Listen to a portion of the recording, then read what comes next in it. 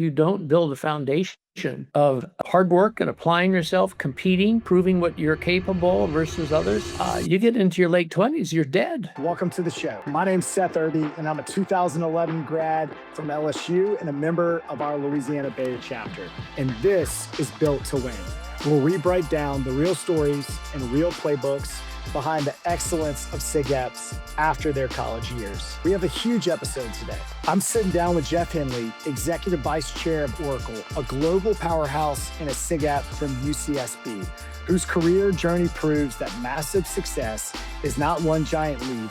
It is a series of small, smart steps made over time. All right, let's get into it.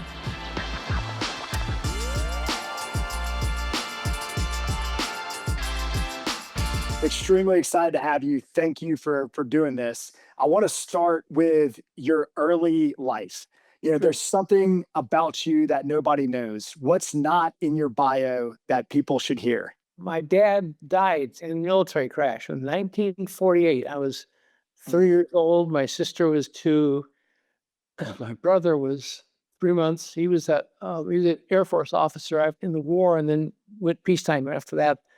And obviously, that's not something I put on my bio, but it had a huge impact on what happened the rest of my life. Instead of growing up on Air Force bases, I grew up raised by a single mom. It was quite different. Wow. I'm sorry to hear that. And I would imagine that adversity early in your life was critical to resilience later on. Are there other childhood moments that you feel shaped you early on that had an impact as your life went on? We bought a home in Southern California, and my mom raised us, and we had a pretty, nice life. Had veterans benefits, so we didn't starve, and had a great childhood. And lots of friends, but I mean, my point was, God knows what I would have done moving to all these different Air Force bases, like most military kids. It would have been different. It would have been different. No. College is really where you're supposed to figure out who you are, but nobody tells you that it can be incredibly messy. What are one or two moments from your college experience that really shaped the person that you became? Yeah. So one little diversion. Actually, when I was graduating from high school, I decided to kind of follow my dad and go, and I was accepted at the Air Force Academy. And in those days, kids didn't go out and look at 1,000 schools like they do today. So I applied to UC Santa Barbara as a backup. I didn't visit. I just made an application. And so I did not pass the physical at Air Force Academy. I had something called ulcerative colitis, which I have today, and still take the same medication all these years later. So there's another pivotal point. What would I have been had I gone to the Air Force Academy, So I ended up, my mom took me in and dropped me off at UC Santa Barbara, and wow, I said, this could work out. Okay, so now the question was, early, what happened at UCSB? Yeah, the question is, thinking back to your college experience and that being where you really figure out who you are. Right. What are one or two moments that stick out from that college experience that really shaped the person that you became? Yeah, I mean, I was kind of a goof off in high school. I didn't get the greatest grades, had a great time, had cars and all kinds of things, but somehow I got into UC Santa Barbara. And so the first thing I decided was I better buckle down, because I had no idea whether I could, because they used to flunk out like half the kids, right? So I said, geez, I better buckle down. And so I made the dean's list in my first semester, and I aimed to graduate with honors. So to me, that was important. I mean, it was important that I could intellectually compete and do well. And I think that it just meant something to me, because I was now, going up with, a lot of kids that come from different places and all that kind of stuff. Mm-hmm. And as I said, my only way I could go to college was on veterans benefits, because my mom didn't have any money. And I would say working every summer, and that plus the VA benefits. And then when I went to school, I worked during school. So those are all things that I think made me really appreciate getting an education, and because I was helping to pay for it, Yeah. And so it was just it was a whole, like you say, it's a different social experience, and it was an amazing period of my life. But clearly, um, I figured out pretty early I better start working hard and apply myself. And again, when I left, I had no idea what I was really going to do, but at least I had proven that I could do things on my own and be successful and stuff like that. Yeah. You talk about earning the lesson of hard work and realizing that early on. What was your first maybe childhood or teenage job, and what did you learn from it? Yeah, mowing lawns, Yeah. we had a power mower and a power edger. My brother, younger than me, we'd go around and mow people's lawns. In those days, Downey, California, Southern California, and edge lawns. And then when I was in junior high school, I used to babysit. I used to wash cars, whatever it took, because my mom had no money. Yep. And so I wanted a car. So my goal was save all my money from like 8 years old so I could buy a car and I could buy my insurance. And I did that. Like 2 weeks after I turned 16, I bought my first car, I bought my insurance. And that a lot of that working was really with this goal of, having some degree of independence. What was your first car? It was a 1950 Oldsmobile, two-door on a rake with bubble wheels and 55 Olds engine and beef hydro. It was a hot rod. It was a hot ride. Beautiful. Bought it for $275. So speaking of your personal life, throughout the conversation, I want to include some rapid fire questions about your life, just to help listeners get to better know you personally. In each one of these rounds, we'll have a theme. And so the theme of the first round is your favorites. So I'll hit you with 4 quick favorite questions. Who's your favorite sports team? I would say the Dodgers, LA Dodgers. I grew up with them. Favorite meal? And they're winning. So, They are winning. It used to be steak. I'd say today it's a nice fish dinner. Love it. Favorite app on your phone? I'd say, the Google search. I'm always searching for stuff, so. And what about a favorite book that has shaped your thinking? Yeah, I think a big one to me was, I'm a big fan of John Wooden. I was a UCLA fan, got to know John a little bit. And so his books on leadership, The Pyramid of Success, I think those were very impactful for me. Great. I want to talk about your early career and the things you learned along the way. Everybody talks about the prime of your career, but they hardly ever talk about the beginning of it. What was your first, beyond mowing lawns, what is another first job that you had early in life that shaped you?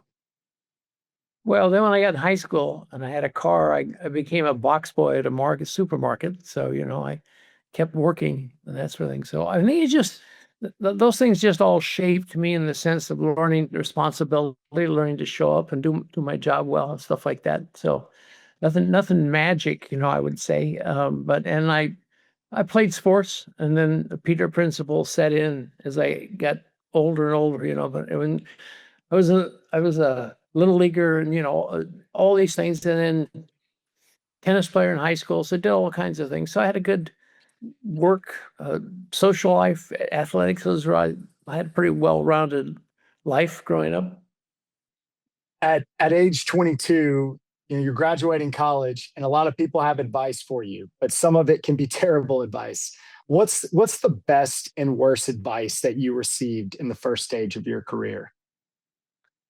Well, I didn't get a lot of advice. My mom didn't know. She didn't go to college, and my uncle was a branch banker, so he had a few ideas. But I mean, I didn't get a lot of advice. It was just sort of like, what do you think you want to do? I was an economics major. I knew I wanted to get into business, and so I decided to go to business school. So that put that decision off. Went to UCLA, got an MBA from there, and then again sort of figured out that I probably should go the finance route, but I wouldn't say there was anybody that gave me the advice. I was treasurer when I was at SigEp.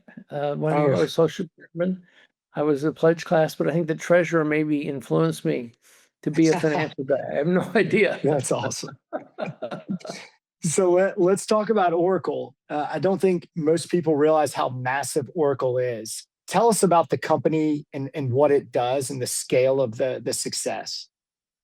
Yeah, I've been there 35 years, so it's a much bigger company, obviously, than when I went. But we started in the database business. We were an early pioneer of relational databases, which are used by businesses, government, not really a consumer product. And then when I joined in 1991, we had gotten into the business application business. So that's our second business, financials, human resource, again, business software, if you will. And then a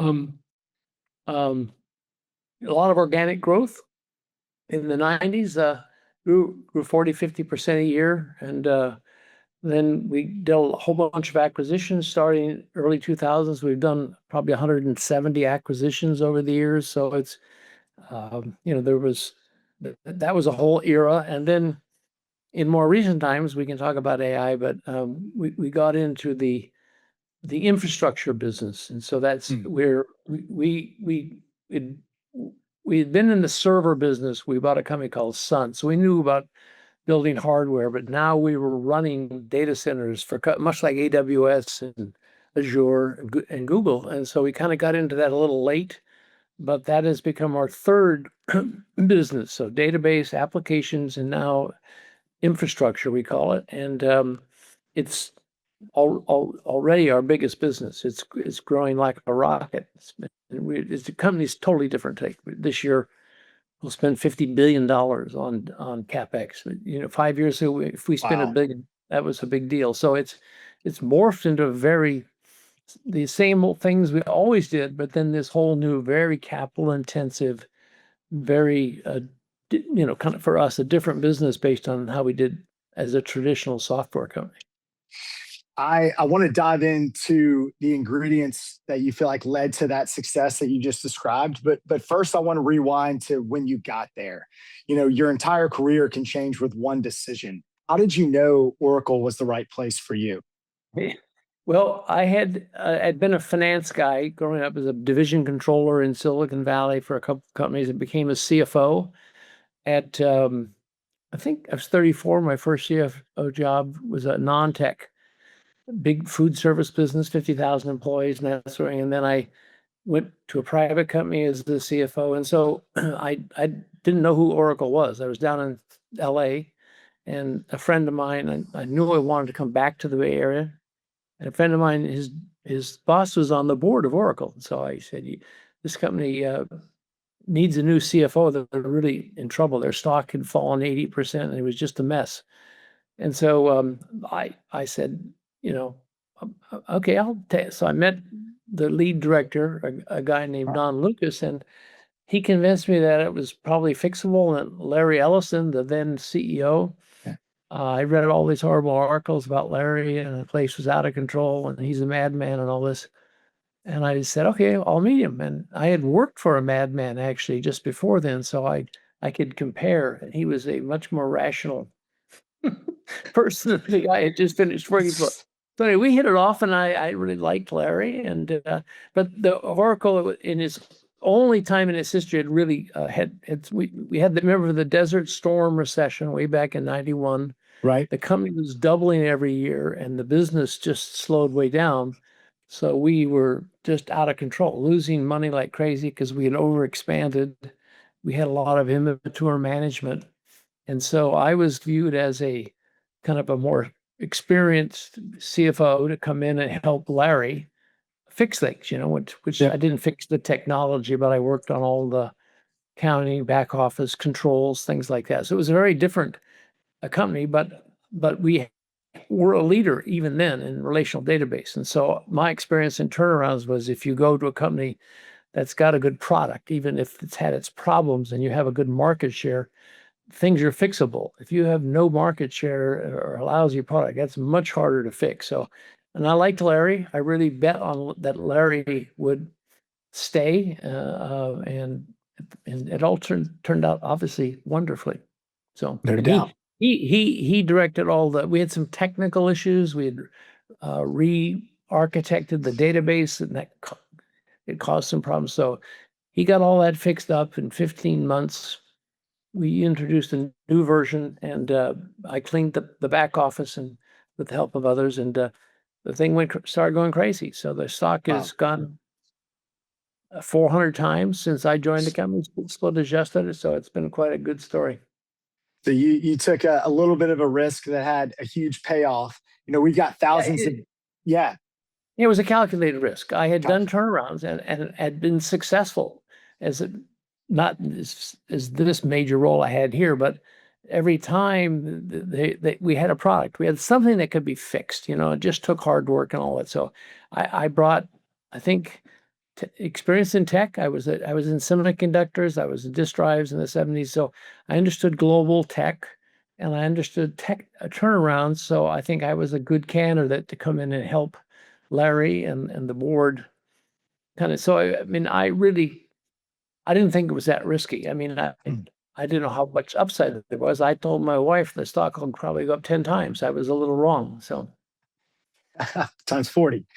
So going back to thinking about, we've got thousands of young men across the country in SigEp that are going to graduate in a few months, and they're going to be looking for their best next step. What advice would you give them on finding the best next career step? Yeah. Well, it's a great question. I mean, I think we're in such an interesting time now with AI that it's kind of a unique period to ask that question. I mean, it's always a question when I came out of school, when anybody ever came out of school, recessions or good times, what are you going to do? And I think, and there's so much angst out there today about AI, and are people going to get replaced, that are going to be jobs? So it's an interesting, maybe even more interesting back when I did it. By the way, I grew up in the 60s. You see Santa Barbara thing. That was the most interesting era of my life. Sputnik, you had the civil rights movement, you had the Great Society, you had 3 assassinations, the Kennedys. It was the LSD, drugs, Vietnam. It was an incredibly, I just say this for the young people today, that this is crazy right now, kind of an exciting, crazy time. But you think the 60s, go back and look at all those CNN movies on the 60s. It was a wild period. But I mean, when I came out of college, there were jobs, you just had to go, figure it out. I think right now there are jobs, obviously, but I know a lot of parents I talk to, or students, like, what is the right thing I should be doing? Because AI may replace my kind of job in a few years, right? We're going to need far less coders in computer science. You're going to need a lot fewer people in service desks. So that's why I say, I think today it's maybe a little more daunting for people. But I think in the end, there's going to be plenty of opportunity. So I think the idea is try to figure out what you think you're good at, coupled with what you like. So you may have skills, but you may not like doing that kind of stuff, right? So I think it's a little bit of, you don't really know. You kind of figure out what I'm going to put my foot in the water and try something, and I'll find out, if I'm good enough, or more importantly, do I like this? So I've got a bunch of grandkids. I watch them do it. I watch other people do it, and it's sometimes a little bit of trial and error. My daughter in college, she went and worked for a tech company in finance because she was a finance major. She come at the end of the summer. I said, I hate it. Never want to work on spreadsheets. So she figured it out before she left college. Yeah. So I think in your first few jobs in your 20s out of college, you do your best to try to figure out what would be a good place to start. And then you figure out. And I was fortunate. I worked in a big company. Then I worked in a little tiny company. That's a whole different dynamic. You're a big deal is a couple hundred people, and then you're a little pawn in a huge company. So I actually did both, and it was interesting. I learned a lot about the dynamics of working in a smaller startup like kind of thing, and then in a bigger bureaucracy. But I think it's just an educated guess, and then I think you stick it out for a while. You try to figure out, is this what I like, and I'll be good at it. Both are important, right? And then if it's not, you try to figure out what else might be better. I mean, some people struggle for a long time. Some people, I was lucky. I figured out I wanted to be a finance guy, and I moved a number of times only because my bosses kept moving and kept calling me and bringing me along to their next company. So I wasn't so much job hopping as people liked what I did and called me, Jeff, why don't you come over here and do a bigger job in this company? So I did, right? I think a key insight from what you said is trial and error, and that young people exiting college don't have to put too much pressure on their first step. No, Get going. Not at and all. learn. I do say this, and we can come back. I'd love to talk about the whole Gen Z era, but I think that it is important to apply yourself. So I think one of the things that I see with younger people, and I've got grandkids, and one of them didn't go to work for 2 years. She just screwed around. She went to UCLA, biology major. I don't really think that's a good idea personally, but it's her choice, So I think that you shouldn't. You've got time. Don't put pressure on yourself, but apply yourself. And I think just running around and having fun for a few years out of college, that's all interesting. But it's amazing how fast time goes. And if you don't build a foundation of hard work and applying yourself, competing, proving what you're capable versus others, you get into your late 20s, you're dead. I mean, you really are. I can't stress that enough to people. It's no different than when I was. My goal was to outwork everybody that I worked for. I was the first person in the morning. I was the last person that left. I had a brand new suit. You don't wear a suit today so much, but I took it quite seriously that I was going to be successful and I was going to work my ass off to do it. I wasn't necessarily the smartest guy, but I was probably usually the most driven guy. And I think for some people that doesn't suit them. That's fine. You have to do what you feel. If you don't want to work really hard, you can do other things, but if you spend a few years doing those other things and then realize, gee, I'd really rather get back into business, it's a little late. Right. It's a little late. So you shouldn't be too complacent in that first job, but you're just trying to figure out what line of work do I really want to be in business? Do I want to be a teacher? Do I want to be? There's other jobs, and ultimately, what makes you happy? What do you really want to do? But if you want to be in business, you got to compete, man. You got to compete, and with AI and all the other stuff, it's going to be harder. It's going to be harder. There's plenty of smart people that you're competing with. So you got to stay hungry. Yeah. And then if you differentiate yourself with your performance, then that's what happened to me. Good things happen. More people wanted to hire me. More people wanted from me. I never asked for a raise. I never asked for a promotion. They just looked at what I was doing, how I was performing. So I think your actions and how you prepare yourself are the most important thing. And you go from there. And again, you can the same would be for any profession. If you want to be a teacher, I mean, there are some teachers are fabulous. They're really important. So you could, these working hard and trying to be the best you can be apply more than just business. Like every industry, every career. So building on that thought of trial and error, even the best leaders have a failure in something they learn from it. What's a failure that you've had in your career, and what did you learn from it? Many. I would say one, and I remember reading a book, one of Jack Welch's books, who was known as a very impatient guy, and they asked him one time what one of his regrets, and he says that I didn't move fast enough, that I didn't fire people fast enough. And the same way, I think I was too easy and too not. When I knew somebody wasn't cutting it, I wasn't as decisive as I could have, should have been. So I'll get back on that. And again, it's not being cruel. It's just if they're not working out, they need to know it. They need to move on to something else. So my early years, I think I don't want to say soft, but I was probably not as decisive with people decisions sometimes that that I needed to be, you know? Yeah. So, Yeah. yeah, as a finance guy, I think I was always trained to be very rigorous, to be analytical, to be objective, to tell people the truth. So I did all those things. But when you deal with human beings now, it's, it's a little harder. It's a little Yeah. harder to move off there. So that's definitely one thing. If I have them back, I could have done a better job, maybe coaching those people better, and maybe they could have done a better job, and it all would have worked out better. But that's just a lot of that goes back to experience, Yeah. No doubt. You so let's do a second rapid fire round, and this one is I would say about one more. yeah. Give you one more example. I actually worked as a finance guy well before Oracle, and I had a boss that I liked. He was very likable. But I didn't think he was honest, Mm, and it worried me. It worried me, and he is in charge of a lot of stuff, and so I struggled. And then, fortunately, one of my former bosses came and bailed me out and offered me a job, and so that was the easy way to get out. But I was uncomfortable.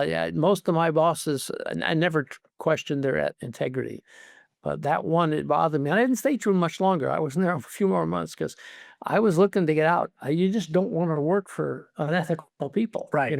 I think Yeah. that's a key insight for our soon to be grads. Look for Yeah. the right people in your first Yeah. job. Surround yourself with the right Yeah. people, ethical, Yeah. trustworthy. Yeah. So, Yeah. I want to do a second rapid fire round real quick. This Okay. one's about moments and messages. What's the coolest moment in history that you've witnessed? Oh my goodness sakes. Maybe Sputnik as a young guy, Mm. as a kid, just watching that whole thing, and God, how did that ever happen? How we got to man to the moon. Those are pretty cool periods of time. What's a moment from your life that you would want to experience again? Oh boy. I mean, I've had long, good life. There's a lot of good things. Um, I would say go back to UCSB. Yeah. I remember I telling my mom when I graduated, I said, this is probably the best time of my life. And in some ways it was. I mean, I moved on. I had a lot of interesting things in my life, but that was a special moment in time. I really, really had a good time at the university being a SigEp. So yeah, if I could do it again, I'd go back. A lot of pretty girls, it was a lot of fun. Great. I can relate, having attended Louisiana State University. Who's top dinner guest, dead or alive? Who would you have? Again, I was privileged to have dinner with John Wooden. He was a great, he always quoted his poetry and stuff like that. I became good friends with Charlie Munger, the Berkshire Hathaway Charlie who just died recently at 99 years old. Charlie had a home in Santa Barbara, and so he and I got to know each other, and he was one of the smartest guys I've ever met. And he'd come over to dinner, we'd have a bunch of guests, and he'd wrap us all around his finger and opine about the world. So that was maybe one of the more interesting dinner guests I ever had. Yeah. Fantastic. I want to ask you a few more questions before we close out. Success is built on the right habits. What are the habits that you've seen that separate top performers from everyone else? Uh, there are different types of people that are top performers. I mean, so I mean, there's guys like Steve Jobs and Larry, and then there's guys like me that tend to be more of a management. So, but even the brilliant guys like Steve Jobs or Larry or Moss, these guys are unbelievably disciplined. Now they're very creative, way more creative than someone like me. But I think people who are really a trait of real success is you got to be incredibly disciplined, and then work to whatever strengths you have to apply that discipline. So I think that's one. Hard work, and again, hard work. There's lots of people who can work a lot of hours and get nothing done. I'm not, but working hard but smartly and Smart. Yeah. involving your thinking and stuff like that. Um, but I've been privileged to work with Larry Ellison for 35 years and see some other people, but I mean, those guys are extraordinary. They're dreamers, they're entrepreneurs. I'm not that, but it doesn't mean that I haven't been successful in my own way. You have to figure out how how do you measure your own success, right? And it's generally hard work and sticking with things, and as you go up in the ladder, taking on more responsibility, providing more leadership to your company, that sort of thing. You mentioned Larry and several others, and I think that points out that so much of your success is who you surround yourself with. What advice do you have for young professionals on how to identify and engage the right people in their careers? Yeah, no, I had a variety of different bosses. I worked for 7 companies, the bulk of it at Oracle, but every one of those bosses was different. And there's no one perfect boss. So I actually learned a lot from most of my bosses, of just different ways they managed or they thought or things like that. But I think definitely if you want to grow, if you want, which we all do, particularly when you're young, you want to get a boss that hopefully is going to help you grow, going to push you, going to give you more responsibility. Once you've gotten to a point, they'll keep giving you more, and people mentoring. They don't have to be formal mentoring, but people that are pushing you and they're relying on you and asking you for you to do stuff for them, help them, that sort of thing. So I had some good bosses that really pushed me, helped me a lot. And then before I got totally bored, then a former boss would come and hire me to go work in another place.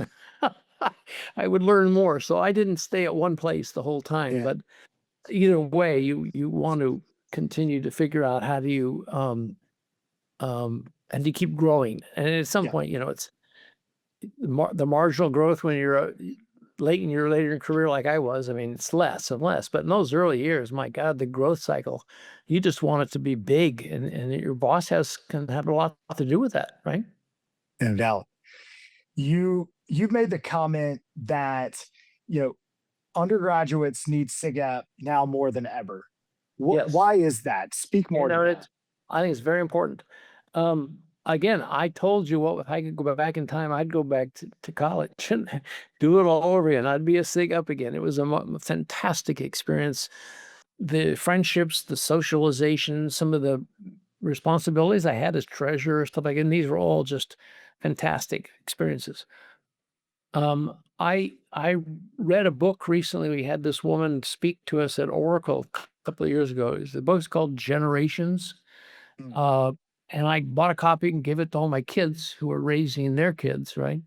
And it was shocking to me in a way, because I don't associate with that many Gen Z young workers. I've got grandkids, and but I was frankly dumbfounded how the data is unbelievable. I recommend anybody look at it.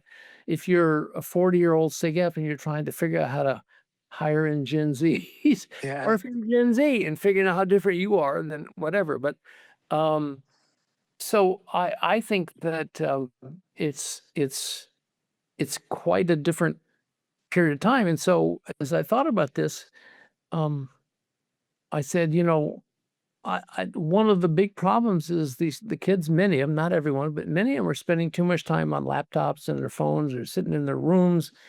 They're not socializing. I have people have told me this. They have to really work hard to get their kid to go to a football game because they just want to hang out in the room and all this kind of stuff. So big problem. It's all because of social media and smartphones, and we know what happened here. But so to me, the value of a SigEp, being a SigEp or any fraternity or sorority, is socialization. I mean, a lot of it is. There's many things you do, but a lot of it is going to those chapter dinners, doing social things, playing volleyball like we did, all these things, getting yourself out and socializing with people. And so I think for me, having a fraternity to get to know a smaller group of friends and having really good friendships, I see a number of them still today. We have reunions, stuff like that. To me, it's more important than ever, fraternities and sororities, because it hopefully gets the kids out the rooms. It gets them to interact more, get to know each other. And it sounds so basic, but it is. You read the book. If you look at the data, it is. I told Jake about the book. I don't know if he saw it, but it is it's stunning, and yet I guess I shouldn't have been surprised when I saw it. But kids today are quite different, and so their kids are what they are. But um, I think, and parents are learning now. We got to kind of limit the cell phone time, Yeah. But so I think we learned a lot. This stuff just kind of crept up on everybody, but just forcing human beings to talk and react to each Yeah. other and all that stuff. And so anyway, um, I think stories have been always great, but I think they're even more important today. So You clearly become a student of this up and coming generation. I mean, what advice do you have for our listeners who manage this new generation coming into the right, workforce? read the book first, just to make sure you're fully aware of just how different these kids are. And again, Yeah. I've got some grandkids that are out of college now. And they're wonderful kids. It's not like, and you can't typecast them all the same, but there's a lot of difference, right? So I think understanding your workforce, if you're hiring Gen Z people, and how to motivate them, with how they Mm. think, how you're gonna get them to a lot of them are very bright, very smart, but you got to find ways that get them involved. One of the things that COVID was very unhelpful in a lot of ways. One of them Mhm. was people started working remotely. And for someone like me, I'd been working remotely for 20 years. So not a big deal. But for many people, and particularly young people out of college, the notion of not having to go to an office and socialize and be mentored and interact with people in that early growth phase of your life was devastating, devastating. So I think that many of us, we don't make everybody come in full time, even after COVID, but we really encourage the younger hires for their benefit to be there a minimum number of days physically, because you can't have the same degree of interaction and education and training and socialization if you're sitting in your home on a laptop. It's just that's the reality. So I think getting young people, challenging work, but getting them in an office is really Yeah. important for them. You're going to get more out of it as a company, but they're going to get a lot more out Fair. of it. Yep. So you mentioned a few things that you took from your fraternity experience that were ingredients to your success: managing the finances, building relationships, and that socialization. What else did you get from your SigEp experience that is still with you today? Oh, well, we had a lot of great social parties. Yeah, I was a social chairman one semester, and I was, charged with being creative and trying to find new venues and new ways to have. We had lots of fun in those days. So I can still remember some of those parties, and Yeah. um, yeah, we had a lot of intramural sports. There were just so many ways that, we had our Sunday in those days Sunday night chapter dinners, and just a lot of great memories. We didn't have in those days the balanced man programs, some of the things that have come to fore, which I think are great, by the way. So and it was a period of hypocrisy, if you will. I mean, in the '60s, you weren't supposed to have blacks in your fraternity, Hispanics. I mean, it was supposed to be a white thing. So here we are in Santa Barbara. We had all kinds. We Yeah. had Jews, we had Asians, and so we used to laugh when the traveling guys came out from Richmond. They would all hide. Oh God. It's a weird thing, isn't it weird? But it was just a strange theory. But anyway, it was nonsense. But finally, all that stuff got eliminated. But it's just so many good times. And again, I go back to the socialization, friendships, and they're not all your friends after you leave, but I maintain a pretty good cadre of friends that I still talk to all the time. We see each other, so lifelong kind of relationships are just tremendous. Jeff, I want to ask one more on Oracle. You mentioned Steve Jobs earlier, and he gave that famous speech about you can't connect the dots looking forward, only backwards. As you look backwards at Oracle's success, what have been the key ingredients of the tremendous success that you've seen? I think Larry Ellison I think few businesses are able. Larry's started the company in 1977. He's still basically running the company. So there's few guys around that have that Very long rare. run. But when I joined, there were serious discussion of whether they should get rid of Larry because the company had faltered. And I said, I'm not coming unless Larry stays, because I had been in tech companies that didn't have guys like Larry, really smart, technical, genius kind of guys, and these companies lose their way. In technology, go back over the years, all these companies that have lost their way, generally it's because somebody at the top has missed it, right? Now, Larry's not perfect. He makes mistakes, but he recovers. He's an entrepreneur. He recovers. So I think a lot of our success has just been kind of an entrepreneurial guy keeping people honest and willing to shift and say, oh, that didn't work. We better go here, He's made tons of mistakes, but he owns up to them, and, we move and go on. So I really think, well, obviously we have a lot of good people, a lot of good engineers. It's 160,000 people. It's become a very big company, but at the top, in tech, if you want to stay relevant over the decades, it doesn't have to be one person, doesn't have to be just Larry, but somebody better be running the place. Right. That's got vision and guts, because it all can come flat up pretty fast, I love that vision and guts. I mean, when you look back at the tremendous success that you've had, you could have named so many different decisions you made or software that you invested in, and you named people. And that's a great lesson in itself. Yeah, for sure. I want to go one last rapid fire round before I ask you some closing questions. So this one's about your legacy. What's the top bucket list item that you have yet to check off?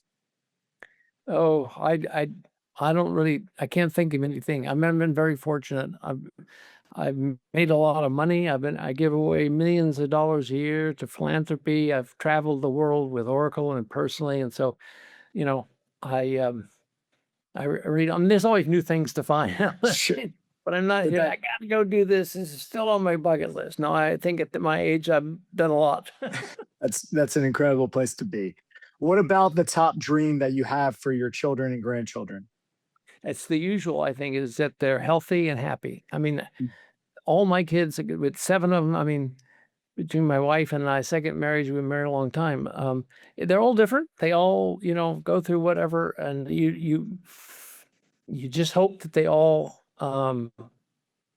find their way in life and are happy, reasonably happy. They've all got good kids, so that's really what if they've, I worry about them that they're financially sound, which they are, but I mean, other than that, I just want them to be happy. And they're all different, and they all got their own little things to do, and that's just the way it is. But as long as they're happy and they're healthy, I think that's the most I can hope for.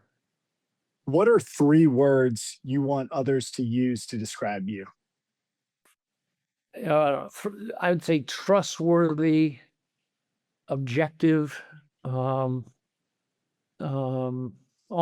I don't maybe think it goes with trustworthy, but honesty, directness. I think those things are all really important. Absolutely. So Jeff, as we close out, I've got 3 closing questions to try to tie everything together. What's one sentence of advice that you would have for our undergraduate brothers? Just go out and start down the road, get some experience, and then hopefully learn from that experience and shift what you want to do with your life. And it's a journey. And certainly I go back to my AI thing. Nobody has a clue. All they know is Right. it's massive. It's Right. massive. But if you are really well educated and you're flexible and you're open to change, I predict you'll do just fine. What's a final piece of advice that you would have for those looking to get into a leadership role? Well, if to be a leader, you first have to work up, So you start at the bottom and prove yourself, and surely in the early days, I was more focused as a finance guy on learning how to do a particular job, particular work. And then as you become a manager, you have to learn management skills. And then I think particularly in bigger companies like an Oracle, leadership is it's more than just ultimately being a good technical finance person, or it's more than just managing your function. I actually had a lot HR, finance, legal, ultimately all reported to me, but a real leader of a company, it doesn't have to be big, I think, is if you're in finance, you're part of the management team. I mean, you're really very important, I think, to pull everybody together and get teamwork, figure out how to grow better, figure out how to make more money. So that's the ultimate leadership. There's these stages of an individual contributor, learn some management skills. But if you really want to be in the case of a CFO, let's say, I always said this, it's there's not a lot of great CFOs. They aren't, because many of them, they might be good treasurers, they may be good accountants, they may be good managers, but they're not real leaders. So it's a loosely used term, but it takes a lot of work. It takes a lot of communication skill, a lot of things to be a great leader. But I think if you can get to that point, you're very valuable to your company. Last one for you. What do you hope listeners take away from your story? Oh gosh, as long as you're reasonably intelligent and you want to work hard, anything's possible. I think I go back to the 60s was just a phenomenal period of time if anybody really studies it, the young people today. But this is a phenomenal time. I think right now where we are is just absolutely astonishingly unbelievable with AI and all the change, good and bad, but I mean good. What's going on in the world right now? This thing that's going on in the Middle East. I mean, all my life, most of my adult life, we've dealt with this Middle East problem. Israelis and all the fights and the wars, and I'm very optimistic that this is going to change now, and I think it's very exciting for the world. The world can become a hopefully more peaceful, better place. So this is really a great time to be alive. Well said. Jeff, thank you so much for your time, your story, and investing in our undergraduate brothers and our fraternity at large. Yeah, go SigEp. Go see. Yeah. Thanks, All right, Jeff. see ya. Jeff, thank you for sharing not just the highlight reel, but the mindset, the habits, and the lessons that students can actually use. We really appreciate your time and perspective. To everyone listening, especially our undergraduates, take this as proof that big outcomes come from small, intentional choices made over and over again. Hard work, surrounding yourself with the right people, and continuing to be curious. Took Jeff Henley from the social chair at SigEp at UCSB to a CFO at a top 100 global employer. You are closer to your future than you think. If you got value out of this conversation, make sure you are subscribed. Share this episode with someone who needs to hear it, and follow along for more stories and playbooks from leaders who have been where you are and built something meaningful over time. We have more incredible guests coming soon, and we can't wait to bring those conversations to you. Until next time, keep learning, keep building, keep winning.